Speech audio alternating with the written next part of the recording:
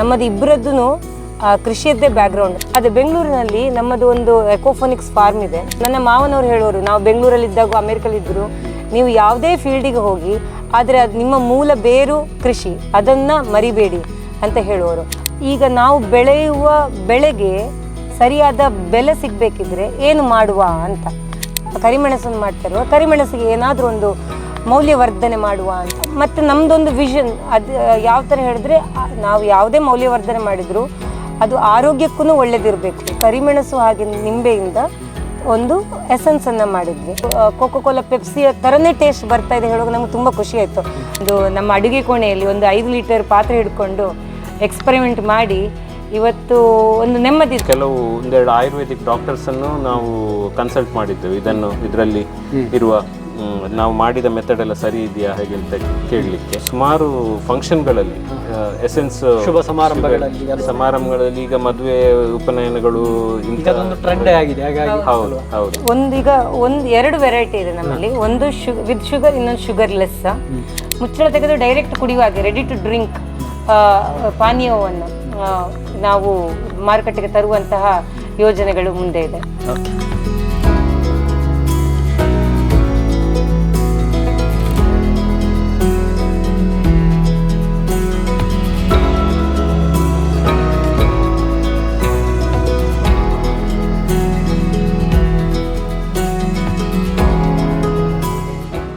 ಪ್ರಿಯ ವೀಕ್ಷಕರೇ ನಮಸ್ತೆ. ಸುಳ್ಯ ತಾಲೂಕಿನ ಗಡಿ ಗ್ರಾಮವಾದ ಪೆರುವಾಜೆ ಗ್ರಾಮದ ಕಾನಾವಿನಲ್ಲಿದ್ದೇವೆ. ಅಡಿಕೆ ತೋಟದಲ್ಲಿದ್ದೇವೆ. ಅಡಿಕೆ ಮರಕ್ಕೆ ಕಾಳುಮೆಣಸನ್ನು ಕೂಡ ತಾವು ಕಾಣ್ತಾ ಇದ್ದೀರಿ. ಒಂದು ವಿಶೇಷ ದಂಪತಿಯನ್ನು ಕೂಡ ನಾನು ಈ ಸಂದರ್ಭದಲ್ಲಿ ನಿಮಗೆ ಪರಿಚಯ ಮಾಡಿಕೊಡ್ತಾ ಇದ್ದೇನೆ. ಇತ್ತೀಚಿನ ದಿನಗಳಲ್ಲಿ ಬ್ಲ್ಯಾಕ್ ಪೆಪ್ಪರ್ ಲೈಮ್ ಎನ್ನುವಂಥ ಜ್ಯೂಸ್ ಎಸೆನ್ಸ್ ತುಂಬ ಪ್ರಸಿದ್ಧವಾಗಿ ನೀವು ಕೂಡ ಕಂಡುಕೊಂಡಿರ್ಬೋದು. ಜ್ಯೂಸ್ ತಯಾರಿಕೆ ಎಲ್ಲೆಡೆ ಕೂಡ ಈ ಒಂದು ವಿಚಾರವನ್ನು ನೀವು ಕೂಡ ಕೇಳಿರ್ತೀರಿ, ಸವಿದಿರ್ತೀರಿ. ಅಂಥ ಅದನ್ನು ತಯಾರಿಸುವಂತಹ ದಂಪತಿಯನ್ನು ನಿಮಗೆ ಪರಿಚಯ ಮಾಡಿಕೊಡ್ತಾ ಇದ್ದೇನೆ. ವಿಶೇಷವಾಗಿ ಅಮೇರಿಕದಲ್ಲಿ ಒಂದಷ್ಟು ವರ್ಷಗಳ ಕಾಲ ಈ ದಂಪತಿ ಇಂಜಿನಿಯರ್ ಆಗಿ ಕೆಲಸವನ್ನು ನಿರ್ವಹಿಸಿದವರು. ಮತ್ತೆ ತಾಯ್ನಾಡಿಗೆ ಬರ್ತಾರೆ, ಬೆಂಗಳೂರಿಗೆ ಬರ್ತಾರೆ. ಅಲ್ಲಿಂದ ಮತ್ತೆ ಇದೀಗ ಅವರ ನೆಲಕ್ಕೆ ಬರ್ತಾರೆ, ಅಂದರೆ ಕಾನಾವಿಗೆ ಬರ್ತಾರೆ.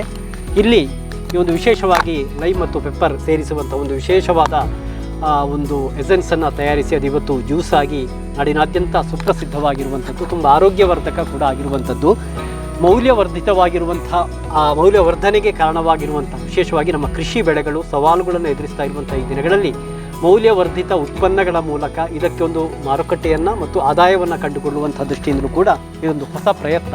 ಹಾಗಾಗಿ ಅವರನ್ನು ಪರಿಚಯ ಮಾಡಿಕೊಳ್ಳೋಣ, ಅವರ ಉತ್ಪನ್ನವನ್ನು ಕೂಡ ಪರಿಚಯ ಮಾಡಿಕೊಳ್ಳೋಣ. ಬನ್ನಿ.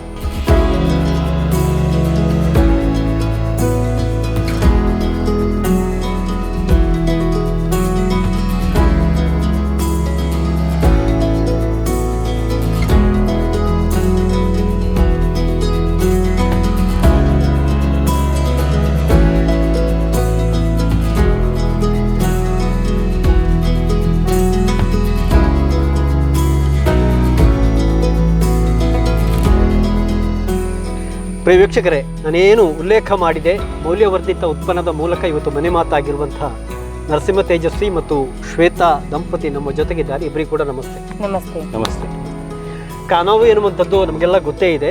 ಅನೇಕ ಕಾರಣಗಳಿಗಾಗಿ ನಮ್ಮ ಸುಳ್ಯ ಪುತ್ತೂರು ಭಾಗದಲ್ಲಿ ಪರಿಚಿತವಾಗಿರುವಂಥ ಪ್ರಸಿದ್ಧವಾಗಿರುವಂಥ ಒಂದು ಮನೆತನ. ಸಮಾಜ ಸೇವೆ ಇರ್ಬೋದು, ಕೃಷಿ ಇರ್ಬೋದು, ವೈದ್ಯಕೀಯ ಇರ್ಬೋದು, ಈ ಒಂದು ಕ್ಷೇತ್ರಗಳಲ್ಲಿ ಸೇವೆ ಸಲ್ಲಿಸ್ತಾ ಇರುವಂಥವರು ಈ ಒಂದು ಕಾನಾವು ಮನೆತನದಲ್ಲಿದ್ದಾರೆ. ಆದರೆ ಈಗ ಒಂದು ವಿಶೇಷವಾದಂಥ ಒಂದು ಹೊಸತನದ ಹೆಸರನ್ನು ಇವರು ಪಡೆದಿರುವಂಥದ್ದು. ಅದೆಲ್ಲವನ್ನು ಹೇಳಿಕೊಳ್ಳುವ ಮುಂಚೆ ನಿಮ್ಮ ಒಂದಷ್ಟು ವೈಯಕ್ತಿಕ ಪರಿಚಯವನ್ನು ನಮ್ಮ ವೀಕ್ಷಕರಿಗೆ ಮಾಡಿಕೊಡಿ. ನಮಸ್ತೆ.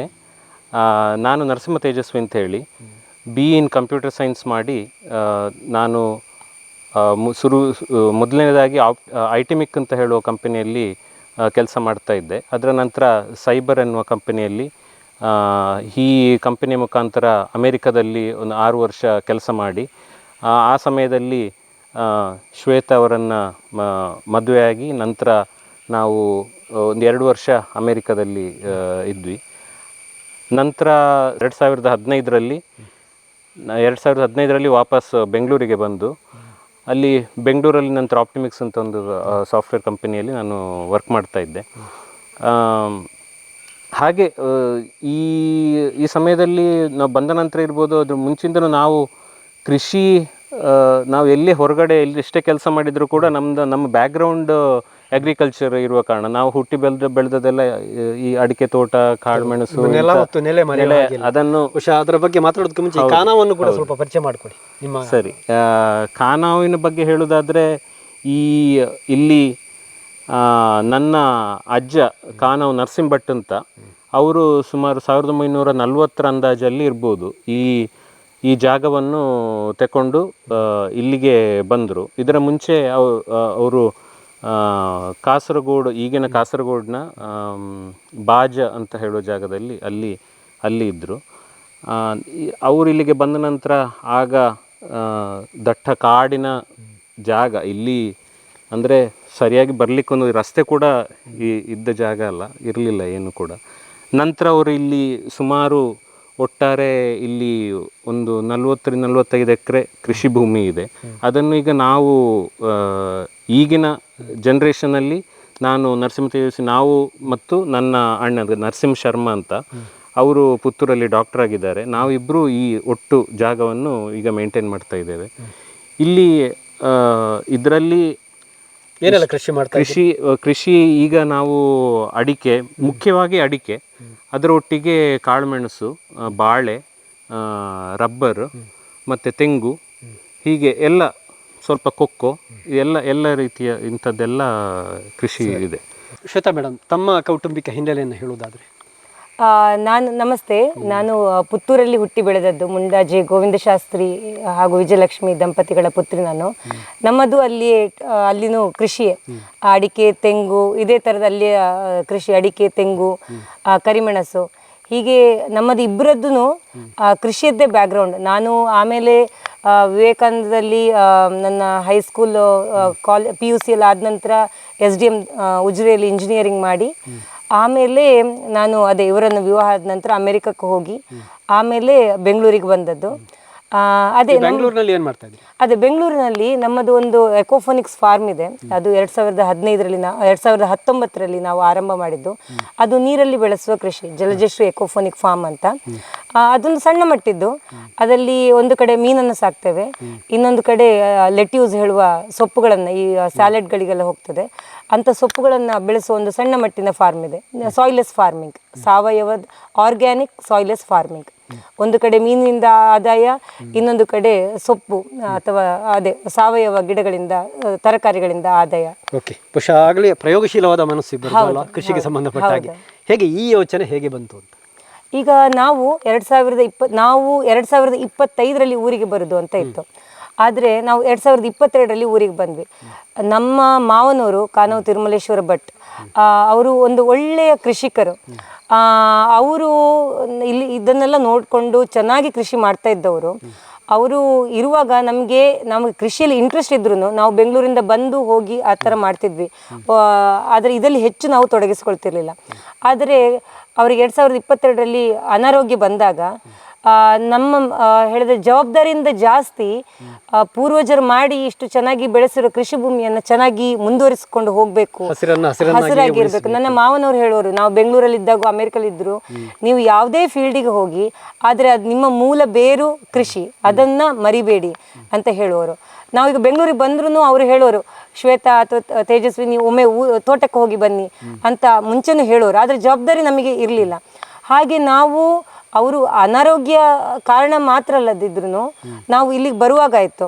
ಆಮೇಲೆ ಅವರು 2023ರಲ್ಲಿ ತೀರ್ಕೊಂಡ್ರು. ಅದರ ನಂತರ ನಿಜವಾದ ಜವಾಬ್ದಾರಿ ನಮ್ಮ ಮೇಲೆ ಬಂತು.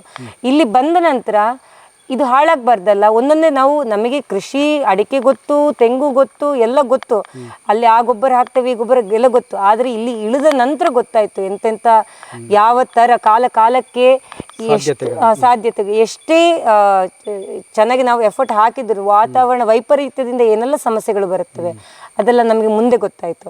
ಹಾಗೆ ನಾವು ಮಾವನವರು ಮಾಡಿದ, ಅತ್ತೆ ಮಾವ ಅವರೆಲ್ಲ ಮಾಡಿದ ಕೃಷಿಯನ್ನು ಮುಂದುವರಿಸಬೇಕು ಹೇಳೋದನ್ನು ನಾವು ಒಂದು ನಿರ್ಧಾರವನ್ನು ದೃಢ ಮನಸ್ಸಿಂದ ತಗೊಂಡು, ಬರೀ ದೃಢ ಮನಸ್ಸಿನಲ್ಲ, ಇಷ್ಟದಿಂದ, ಪ್ರೀತಿಯಿಂದ ತಗೊಂಡು ತೊಡಗಿಸಿಕೊಳಿಸ್ತಾ. ಓಕೆ, ಅದರ ಸಾಂಪ್ರದಾಯಿಕ ಕೃಷಿಯ ಜೊತೆಗೆ ಈಗ ತಾವೊಂದು ಹೊಸತನವನ್ನು ರೂಪಿಸಿದ್ದೀರಿ.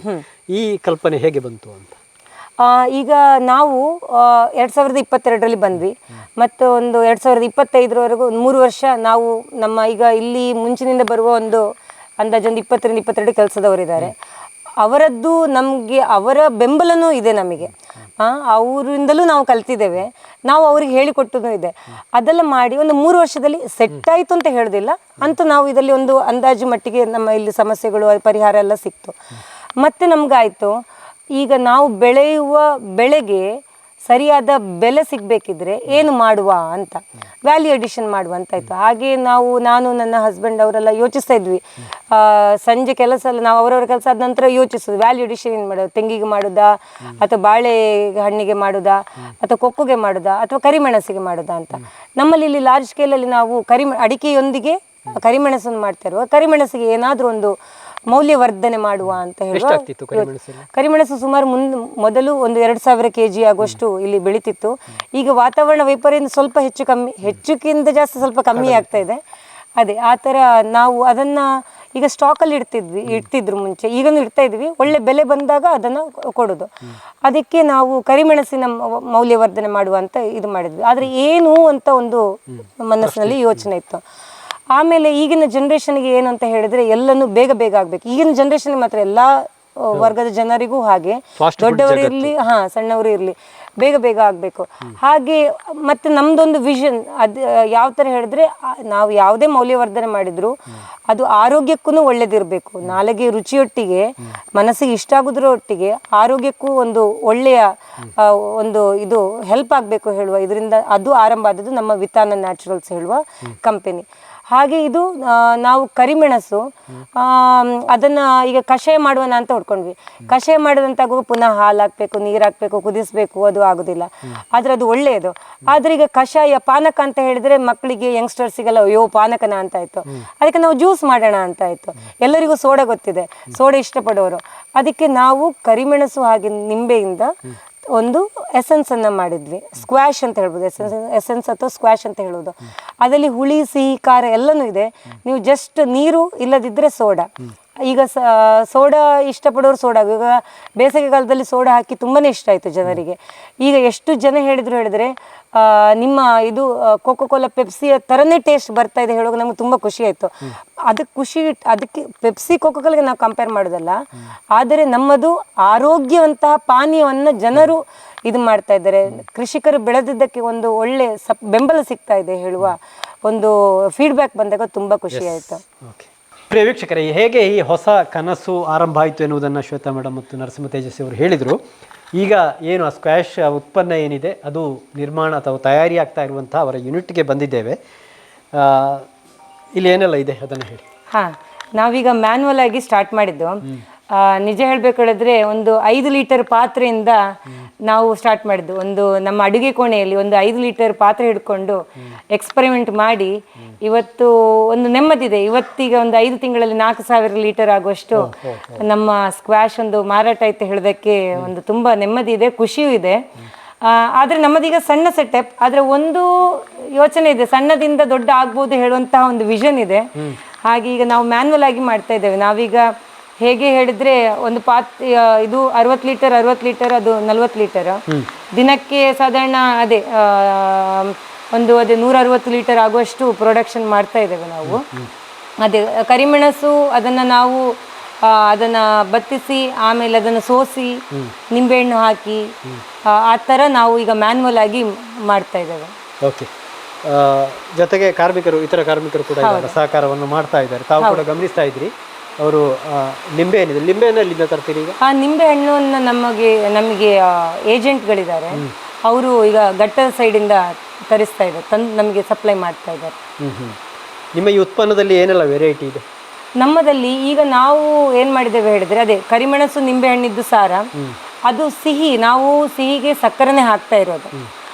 ಕೆಲವರು ಬೆಲ್ಲದಿಂದ ಹಾಕಿ ಮಾಡಿ ಅಂತ ಹೇಳಿದ್ರು. ಆದರೆ ಬೆಲ್ಲದಿಂದ ಅದೇನೋ ನಾವು ಮಾಡಿದಾಗ ಟೇಸ್ಟಿನ ಜಾಸ್ತಿ ತುಂಬ ಟೈಮ್ ಬಾಳಿಕೆ ಬರ್ತಾ ಇರಲಿಲ್ಲ. ಅದಕ್ಕೆ ನಾವು ಶುಗರ್ ಲೆಸ್ ಮಾಡಿದ್ದೇವೆ. ಒಂದು ವಿತ್ ಶುಗರ್, ಇನ್ನೊಂದು ವಿದೌಟ್ ಶುಗರ್ ಲೆಸ್. ಹಾಗೆ ಈಗ ಬೆಲ್ಲ ಬೇಕಾದವರು ಶುಗರ್ ಲೆಸ್ ತಗೊಂಡು ಅದಕ್ಕೆ ಬೆಲ್ಲ ಅಥವಾ ಜೇನು ಹಾಕಿ ಬಳಸ್ಬೋದು. ಹಾಗೆ sugar with sugar, without sugar. ಆಮೇಲೆ ಮುಂದೆ ಈಗ ಎಕ್ಸ್ಪೆರಿಮೆಂಟ್ ನಡೀತಾ ಇದೆ, ನಿಂಬೆ ಹಣ್ಣಿನ ಉಪ್ಪಿನಕಾಯಿ ಮಾಡುವ ಇದೊಂದು ಎಕ್ಸ್ಪೆರಿಮೆಂಟ್. ಹೌದು.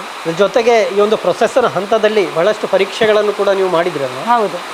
ಹೌದು, 1 ವರ್ಷದಿಂದ ನಾವು ಎಕ್ಸ್ಪೆರಿಮೆಂಟ್ ಮಾಡಿ ಈಗ ನಮ್ಮ ಮನೆಗೆ ಬರುವ ಅತಿಥಿಗಳಿಗೆ ಅಥವಾ ಕೆಲವು ಅಡುಗೆ ಮಾಡುವ ಅವರಿಗೆ ಹಾಗೆ ಬೇರೆ ಬೇರೆ ಜನರಿಗೆ ನಾವು ಅದನ್ನು ಸ್ಯಾಂಪಲನ್ನು ಕೊಟ್ಟು ಒಂದು 7 ತಿಂಗಳ ಮೊದಲು ನಮ್ಮದು ಒಂದು ಫಾರ್ಮುಲಾ ಅಂತ ಹೇಳ್ಬೋದು, ಅದು ರೆಡಿಯಾಗಿದೆ. ಡಿಸೆಂಬರಿನಲ್ಲಿ ಲಾಂಚ್ ಆಯಿತು. ತೇಜಸ್ವಿ ಅವರೇ, ಬಹುಶಃ ಇದು ಲಕ್ಷಾಂತರ ಮಂದಿಯನ್ನು ತಲುಪುವಂಥದ್ದು ಮತ್ತು ನಿಮ್ಮ ಫ್ಯಾಮಿಲಿಯಲ್ಲಿ ಕೂಡ ತುಂಬ ಡಾಕ್ಟರ್ಗಳಿರುವಂಥದ್ದು. ಅಂದರೆ ಸಹಜವಾಗಿ ಇಂಥ ಒಂದು ಉತ್ಪನ್ನ ಮಾರುಕಟ್ಟೆ ಬಿಡುವಂಥ ಸಂದರ್ಭದಲ್ಲಿ ಆ ಜಾಗ್ರತೆ ಕೂಡ ಬೇಕಾಗ್ತದೆ ಅಲ್ವಾ? ಅದನ್ನು ಹೇಗೆ ನಿಭಾಯಿಸಿದ್ರಿ ಅಂತ? ಇದು ನಾವು ಮಾರ್ಕೆಟಿಗೆ ಬರುವ ಮುಂಚೆ ನಾವು ಹೀಗೆ ನಮಗೆ ಆ್ಯಕ್ಚುಲಿ ಇದು ನಾವು ಒಂದು ಕ್ರೂಡ್ ಮೆಥಡಲ್ಲಿ ನಾವು ನಮಗೆ ಗೊತ್ತಿರುವ ಹಾಗೆ ಅದನ್ನು ಫಿಲ್ಟ್ರೇಷನ್ ಇರ್ಬೋದು, ಮತ್ತು ನಿಂಬೆಹಣ್ಣು ಹಾಕೋದು, ಅದಕ್ಕೆ ಬೇರೆ ಹೇಗೆ ನಮಗೆ ಗೊತ್ತಿದ್ದ ವಿಧಾನದಲ್ಲಿ ನಾವು ಮಾಡಿದ್ದೇವೆ. ಮತ್ತು ಆದರೆ ನಾವು ಆ್ಯಕ್ಚುಲಿ ಮಾರ್ಕೆಟಿಗೆ ಹೋಗುವಾಗ ನಮಗೊಂದು ಕಾನ್ಫಿಡೆನ್ಸ್ ಬರಬೇಕು, ಇದು ನಾವು ಮಾಡಿದ್ರಲ್ಲಿ ಯಾವುದೇ ತೊಂದರೆ ಆಗಬಾರ್ದು ಯಾರಿಗೂ, ಮತ್ತು ಅದರಲ್ಲಿ ಒಳ್ಳೆಯ ಅಂಶ ಜನರಿಗೆ ಅದು ಸರಿಯಾದ ರೀತಿಯಲ್ಲಿ ತಲುಪಬೇಕು ಅಂತ. ಹಾಗೆ ಅದಕ್ಕೋಸ್ಕರ ನಾವು ಇಲ್ಲಿ ಕೆಲವು 1-2 ಆಯುರ್ವೇದಿಕ್ ಡಾಕ್ಟರ್ಸನ್ನು ನಾವು ಕನ್ಸಲ್ಟ್ ಮಾಡಿದ್ದೆವು. ಇದರಲ್ಲಿ ಇರುವ ನಾವು ಮಾಡಿದ ಮೆಥಡ್ ಎಲ್ಲ ಸರಿ ಇದೆಯಾ ಹೇಗೆ ಅಂತ ಕೇಳಲಿಕ್ಕೆ. ಅದಲ್ಲದೆ ನಾವು ನಂತರ ಇದರದ್ದು ಟೆಸ್ಟಿಂಗಿಗೋಸ್ಕರ ನಾವು ಬೆಂಗಳೂರಲ್ಲಿ IIHR ಹೆಸರುಘಟ್ಟ ಅಲ್ಲಿಗೆ ಹೋಗಿ ಅಲ್ಲಿ ಬೆಸ್ಟ್ ಹಾರ್ಟ್ ಅಂತ ಅಲ್ಲಿ ಒಂದು ಇನ್ಕ್ಯುಬೇಷನ್ ಸೆಂಟರ್ ಇದೆ. ಅಲ್ಲಿ ಸೈಂಟಿಸ್ಟ್ಗಳ ಹತ್ರ ಮಾತಾಡಿ, ಮುಖ್ಯವಾಗಿ ಧನಂಜಯ್ ಅಂತ ಹೇಳಿ, ಧನಂಜಯ್ ಮತ್ತು ಅಲ್ಲಿಯ CEO ಅವರನ್ನು ಕಾಂಟ್ಯಾಕ್ಟ್ ಮಾಡಿ, ಪುಷ್ಪ ಮೇಡಮ್ ಅಂತ ಹೇಳಿ ಅವರನ್ನು ಫಸ್ಟ್ ಕಾಂಟ್ಯಾಕ್ಟ್ ಮಾಡಿದ್ವಿ. ಅವರ ಅಪಾಯಿಂಟ್ಮೆಂಟ್ ತಗೊಂಡು ಅವರನ್ನು ಮೀಟ್ ಮಾಡಿ ಅಲ್ಲಿ ಅವರಿಗೆ ಇದರದ್ದೆಲ್ಲ ಸ್ಯಾಂಪಲ್ ಎಲ್ಲ ಕೊಟ್ಟು ನಂತರ ಅವರ ಲ್ಯಾಬ್ನಲ್ಲಿ ಟೆಸ್ಟ್ ಮಾಡಿಸಿದ್ದೇವೆ. ಎಲ್ಲ ಕಂಟೆಂಟ್ಸ್ ಯಾವ ಪರ್ಸೆಂಟೇಜ್ನಲ್ಲಿದೆ ಮತ್ತು ಅದರಲ್ಲಿ ಏನಾದರೂ ತೊಂದರೆ ಆಗುವಂಥ ಅಂಶ ಏನಾದರೂ ಇದೆಯಾ ಎಲ್ಲ ಟೆಸ್ಟಿಂಗ್ ಎಲ್ಲ ಮಾಡಿದ್ದಾರೆ ಅಲ್ಲಿ ಎಲ್ಲ. ನಂತರ ಅವರು ಟೇಸ್ಟ್ ಕೂಡ ಮಾಡಿ ತುಂಬ ಇಷ್ಟಪಟ್ಟರು, ಇದು ಒಳ್ಳೆ ಚೆನ್ನಾಗಿದೆ ಅಂತ ಹೇಳಿದರು, ಮಾಡಿದ್ದನ್ನು ಮುಂದುವರಿಸಲಿಕ್ಕೆ ಹೇಳಿದರು. ಬಹಳ ಮುಖ್ಯವಾಗಿ ಅಂತಂದ್ರೆ ಬಹುಶಃ ಲೈಮ್ ಮತ್ತು ಕಾಳು ಮೆಣಸು ಎರಡು ಕೂಡ ಆರೋಗ್ಯಕ್ಕೆ ಪೂರಕ ಆಗಿರುವಂಥದ್ದಲ್ವಾ ನಮ್ಮ ಲೈಫಲ್ಲಿ. ಹೌದು. ಮತ್ತೆ ಏನು ಅಂತ ಹೇಳಿದರೆ ಅದೊಂದು ಇನ್ಕ್ಯುಬೇಷನ್ ಸೆಂಟರ್ ಇದು. ಇಂಥದ್ದೆಲ್ಲ ಇನ್ನೊಂದು ವಿಷಯ ಏನು ಅಂತ ಹೇಳಿದರೆ ಅಲ್ಲಿ ನಾವು ಯಾರೇ ಇರ್ಬೋದು, ಈಗ ಯಾವುದೇ ಒಂದು ಸ್ಟಾರ್ಟಪ್ ಫಸ್ಟ್ ನಮ್ಮ ಒಂದು ಐಡಿಯಾ ತಗೊಂಡೋಗಿ ಅವ್ರ ಹತ್ರ ಹೇಳಿದರೆ ಅವ್ರು ನಮಗೆ ಎಲ್ಲ ರೀತಿಯ ಸಪೋರ್ಟ್ ಸಿಗ್ತದೆ ಗೌರ್ಮೆಂಟಿಂದ ಆಗಿರುವ ಕಾರಣ. ಅಲ್ಲಿಯ ಎಕ್ವಿಪ್ಮೆಂಟ್ಗಳನ್ನು ನಾವು ಯೂಸ್ ಮಾಡಿ ನಾವು ಒಂದು ಡೈಲಿ ರೆಂಟಲ್ ಬೇಸಿಸಲ್ಲಿ ನಾವು ಯೂಸ್ ಮಾಡಿ ಅಲ್ಲಿ ನಮ್ಮ ಪ್ರೊಡಕ್ಷನ್ ಕೂಡ ಮಾಡ್ಬೋದು. ಅಲ್ಲಿ ಅವ್ರ ಹತ್ರ ಪರ್ಮಿಷನ್ ತಗೊಂಡು ಆಗ ನಮಗೆ ಏನಾಗ್ತದೆ ಅಂತ ಹೇಳಿದ್ರೆ ನಾವು ಕೂಡ ಫಸ್ಟ್ 2 ಬ್ಯಾಚ್ ನಾವು ಅಲ್ಲೇ ಮಾಡಿದ್ವಿ. ಅಲ್ಲಿ ಮಾಡಿ ಅಲ್ಲಿಂದ ತಗೊಂಡು ಬಂದು ಇಲ್ಲಿ ನಂತರ ಸೇಲ್ಸ್ ಎಲ್ಲ ಮಾಡಿದ್ವಿ. ಉತ್ಪನ್ನ ಏನು ಬಹುಶಃ 5 ತಿಂಗಳಲ್ವಾ? 5 ತಿಂಗಳಾಯ್ತು. ಹೇಗಿದೆ ಪ್ರತಿಕ್ರಿಯೆ? ಹೇಗಿತ್ತು ಪ್ರತಿಕ್ರಿಯೆ? ನಮಗೆ ತುಂಬ ಚೆನ್ನಾಗಿ ಬಂದಿದೆ. ಶುರುವಿಗೆ ನಾವು ಇಲ್ಲಿ ಹತ್ತಿರದಲ್ಲಿ ಬೆಳ್ಳಾರೆ ಇರ್ಬೋದು, ಸುಳ್ಯ, ಪುತ್ತೂರು ಇಂಥ ಜಾಗದಲ್ಲಿ ಹೇಗೆ ಅಂದರೆ ಈಗ ಅಂಗಡಿಗಳಿಗೆ ಹೋಗಿ ಕೆಲವು ಸೂಪರ್ ಮಾರ್ಕೆಟ್ಗಳಲ್ಲಿ ಮತ್ತೆ ಹೀಗೆ ಸೋಡಾ ಮಾಡುವ ಇವರನ್ನೆಲ್ಲ ಕೊಟ್ಟು ಅವರಿಗೆ ಟೇಸ್ಟ್ ಕೊಟ್ಟು ಅವ್ರ ಹತ್ರ ಅಲ್ಲಿ ಇಡಲಿಕ್ಕೆ ಹೇಳಿದ್ವಿ, ಅಲ್ಲಿ ಮಾಡಿ ಕೊಡಲಿಕ್ಕೆಲ್ಲ ಹೇಳಿದ್ವಿ. ಹಾಗೆ ಅವರು ಅದನ್ನೆಲ್ಲ ಇಷ್ಟಪಟ್ಟು ತಗೊಂಡ್ರು. ನಂತರ ನಾವು ಬಾಟ್ಲಿಂಗ್ ಎಲ್ಲ ಬಂದ ನಂತರ ಅದು ಹೀಗೆ ತುಂಬ ಈಗ ನಮ್ಮ ಪುತ್ತೂರಿನಲ್ಲಿ ನೋಡಿದರೆ ಮಂಗಲ್ ಸ್ಟೋರ್ಸ್, ಮರಿಕೆ ಶಾಪ್ ಇರ್ಬೋದು, ಸಂತೃಪ್ತಿ ಹೋಟೆಲ್ನಲ್ಲಿ ಹೀಗೆ ಸುದ್ದಿ ಅರಿವು ಕೇಂದ್ರದಲ್ಲಿ ಉಂಟು ಈಗ. ನಂತರ ಇಲ್ಲಿ ಬೆಳ್ಳಾರೆಯಲ್ಲಿ ಸುಮಾರು 3-4 ಅಂಗಡಿಗಳಲ್ಲಿ ಹೋಗ್ತಾ ಉಂಟು. ದೀಪಕ್ ಕೋಲ್ಡ್ ಹೌಸ್ ಅಂತ ಹೇಳಿ, ಮತ್ತು ಬಂಡಸಾಲೆಯಲ್ಲಿದೆ, ನಂತರ ಅನುಪಮ ಮೆಡಿಕಲ್ಸ್ ಅಂತ ಅಲ್ಲಿ, ಹಾಗೆ ಸುಳ್ಯದಲ್ಲಿ ಸತ್ವಂ ಆರ್ಗ್ಯಾನಿಕ್ ಸ್ಟೋರ್ ಇದೆ, ಹಾಗೆ ಅಲ್ಲಿ ಹೀಗೆ ಸುಮಾರು ಕಡೆಯಲ್ಲಿ ಈಗ ಸೇಲ್ಸ್ ಆಗ್ತಾ ಉಂಟು. ತುಂಬ ಒಳ್ಳೆ ಪ್ರತಿಕ್ರಿಯೆ. ಅದಲ್ಲದೆ ಈಗ ನಮ್ಮ ಏಪ್ರಿಲ್ ಮೇ ತಿಂಗಳಲ್ಲಿ ನಮಗೆ ಹೈಯೆಸ್ಟ್ ಸುಮಾರು ಫಂಕ್ಷನ್ಗಳಲ್ಲಿ ಎಸೆನ್ಸ್ ಶುಭ ಸಮಾರಂಭಗಳಲ್ಲಿ ಈಗ ಮದುವೆ, ಉಪನಯನಗಳು ಹೌದು ಅಲ್ಲೆಲ್ಲ ಜ್ಯೂಸಿಗೆ ಇದು ಒಂದು ಒಳ್ಳೇದೇನು ಅಂತ ಹೇಳಿದ್ರೆ ಇದರಲ್ಲಿ ನಿಮಗೆ ನಾವು ಮಾಡಿದ್ದ ಇದರಲ್ಲಿ ಯಾವುದೇ ರೀತಿಯ ಈ ಏನು ಹೇಳಿ ಕಲರಿಂಗ್ ಏಜೆಂಟ್ ಆಗಲಿ ಅಂಥದ್ದೆಲ್ಲ ಯಾವುದೂ ಇಲ್ಲ, ರಾಸಾಯನಿಕ ಏನೂ ಇಲ್ಲ. ಹಾಗಿರುವಾಗ ಎಲ್ಲರೂ ಅದನ್ನು ಕೊಡಲಿಕ್ಕೆ ಇಷ್ಟಪಡ್ತಾರೆ. ಅಲ್ಲಿ ವೆಲ್ಕಮ್ ಡ್ರಿಂಕ್ ಆಗಿ ಈಗ ದೇವಸ್ಥಾನಗಳಲ್ಲಿಯೂ ಕೂಡ ಕೊಟ್ಟಿದ್ದೇವೆ. ಮಾಲಿಂಗೇಶ್ವರ ದೇವಸ್ಥಾನದಲ್ಲಿ ತುಂಬ ಕಡೆ ಒಳ್ಳೆ ಮೆಣಸು ಕಷಾಯ ಕೊಡ್ತಾರೆ. ಜ್ಯೂಸನ್ನೇ ಕೊಟ್ಟು ಎಲ್ಲರೂ ಒಳ್ಳೆ ಪ್ರತಿಕ್ರಿಯೆ ತೋರಿಸಿದ್ದಾರೆ. ಮೇಡಮ್ ಬಹುಶಃ ಈಗೇನೋ ನೀವು ಮ್ಯಾನ್ಯಲ್ ಆಗಿ ಮಾಡ್ತಾ ಇದ್ದೀರಿ, ಅದು ಇನ್ನು ದೊಡ್ಡ ಮಟ್ಟದಲ್ಲಿ ಮುಂದುವರಿಯುವಂತಹ ಸಂದರ್ಭದಲ್ಲಿ ಯಂತ್ರಗಳ ಸಹಾಯ ಕೂಡ ಬೇಕಾಗತ್ತೆ. ಹೌದು, ಆ ಯೋಚನೆ ಮಾಡಿದ್ದೀರಾ? ಖಂಡಿತ. ಈಗ ನಮ್ಗೆ ಈಗ ಎಷ್ಟು ಒಳ್ಳೆ ರಿಕ್ವೈರ್ಮೆಂಟ್ಸ್ ಬರ್ತಾ ಇದೆ ಹೇಳಿದ್ರೆ, ದಿನಕ್ಕೆ 150, ನಾವೀಗ 150-160 ಲೀಟರ್ ಸಾಕಾಗ್ತಾ ಇಲ್ಲ ಆಕ್ಚುಲಿ. ಈಗ ಹೇಳಿದ್ರೆ ನಾವೇ ಮ್ಯಾನ್ಯಲ್ ಆಗಿ ಮಾಡ್ತಾ ಇರೋದು ಆಗ್ತಾ ಇಲ್ಲ, ಪ್ರೊಡಕ್ಷನ್ ಜಾಸ್ತಿ ಮಾಡಬೇಕಾಗಿದೆ. ನಾವು ಮೆಷಿನ್ದು ಅದು ಸೆಟಪ್ ಮಾಡ್ತಾ ಇದ್ದೇವೆ, ಮಾಡಕ್ಕೆ ಯೋಚಿಸ್ತಾ ಇದ್ದೇವೆ, ಡಾಕ್ಯುಮೆಂಟೇಶನ್ ಕೆಲಸಗಳು ಆಗ್ತಾ ಇದೆ. ಸೊ ಮುಂದೆ ಒಂದು ಒಳ್ಳೆ ರೀತಿಯ ಫ್ಯಾಕ್ಟ್ರಿ ಸೆಟಪ್ ಮಾಡ್ತಾ ಇದ್ದೇವೆ. ಮ್ಯಾನ್ಯಲಿನ ಬದಲು ಆಟೋಮೇಟೆಡ್ ಸೆಟಪ್ ಮಾಡುವ ಯೋಚನೆಯಲ್ಲಿದ್ದೇವೆ. ಅದು ಡಾಕ್ಯುಮೆಂಟೇಶನ್ ಕೆಲಸಗಳು ಆಗ್ತಾ ಇದೆ. ಇದರಲ್ಲಿ ನೀವು ಅದೇ ಲೈಮು, ಕರಿಮೆಣಸು, ನೀರು ಅಷ್ಟೇ, ಬೇರೇನಿಲ್ಲ. ಆಮೇಲೆ ಸಕ್ಕರೆ ಹಾಕ್ತಾ ಇದ್ದೇವೆ. ಹೌದು, ಆಮೇಲೆ ಉಪ್ಪು ಸ್ವಲ್ಪ ಹಾಕ್ತಾ ಇದ್ದೇವೆ. ಒಂದು ಅದೇ ಕಲರಿಂಗ್ ಏಜೆಂಟ್ ಏನಿಲ್ಲ, ಆಮೇಲೆ ಅದು ಸಿಟ್ರಿಕ್ ಪೌಡರ್ನು ಇಲ್ಲ, ನಿಂಬೆ ಹಣ್ಣಿನ ರಸವೇ ಇರೋದು, ಕರಿಮೆಣಸಿನ ರಸವೇ ಇರೋದು. 6 ತಿಂಗಳು ಬಾಳಿಕೆ ಬರ್ಲಿಕ್ಕೆ ಬೇಕಾಗಿ ಹೇಳಿದ್ರೆ, ಸ್ವಲ್ಪ ಜಾಸ್ತಿ ದಿನ ಬಾಳಿಕೆ ಬರ್ಲಿಕ್ಕೆ ಬೇಕಾಗಿ ಪ್ರಿಸರ್ವೇಟಿವ್ ಒಂದನ್ನು ಆಡ್ ಮಾಡ್ತಾ ಇದ್ದೇವೆ. ಪ್ರಿಯ ವೀಕ್ಷಕರೇ, ಈ ಒಂದು ತಯಾರಿಕಾ ಹಂತಗಳನ್ನು ಮೇಡಮ್ ಮತ್ತು ಅವರು ಹೇಳಿದರು, ತಾವು ಗಮನಿಸ್ತಾ ಇದ್ದೀರಿ. ಈಗ ವಿವಿಧ ಗಾತ್ರಗಳ ಬಾಟಲ್ಗಳಲ್ಲಿ ಇದು ತುಂಬಿಸಿ ಇದನ್ನು ಮಾರುಕಟ್ಟೆಗೆ ರೆಡಿ ಮಾಡಿರುವಂಥದ್ದು. ಇದರ ಬಗ್ಗೆ ಹೇಳಿ ಮೇಡಮ್, ಎಷ್ಟು ಬೇರೆ ಬೇರೆ ಗಾತ್ರದಲ್ಲಿ ಇದೆಯಲ್ಲ? ಹೌದು, ಎರಡು ವೆರೈಟಿ ಇದೆ ನಮ್ಮಲ್ಲಿ. ಒಂದು ವಿತ್ ಶುಗರ್, ಇನ್ನೊಂದು ಶುಗರ್ಲೆಸ್. ಅದು ಒಂದು 700 ml ಅಲ್ಲಿ ಬರ್ತಾ ಇದೆ, ಇನ್ನೊಂದು 300 ml ಅಲ್ಲಿ ಬರ್ತಾ ಇದೆ. ಇದೀಗ ಶುಗರ್, ಇದು ವಿತ್ ಶುಗರ್, ಇದು ವಿದೌಟ್ ಶುಗರ್. ಇದು ಶುಗರ್ ಇದ್ದು 300 ml ಅಲ್ಲಿ ಇರೋದು. ಶುಗರ್ಲೆಸ್ ಇದ್ದು 300 ml ಅಲ್ಲಿ ಇದೆ.